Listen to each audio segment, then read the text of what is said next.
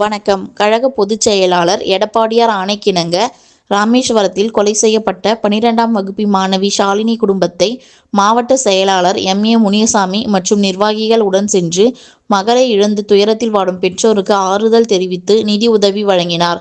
பெண்கள் பாதுகாப்பை முழுமையாக வீழ்த்திய காவல்துறை அலட்சியம், குற்றங்களை தடுக்க தவறும் விடியா திமுக ஸ்டாலின் மாடல் ஆட்சியின் தோல்வியை இந்த சம்பவம் வெளிப்படுத்துகிறது.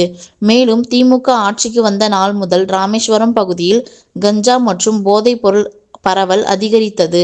அதன் விளைவே இத்தகைய கொடூரங்கள் நடைபெறும் நிலை உருவாகியுள்ளது.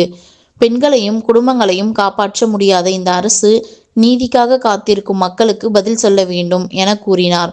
ரெட் நியூஸ் தமிழ் செய்திக்காக ராமநாதபுரம் மாவட்ட செய்தியாளர் டேவிட் பிரதாப் சிங்.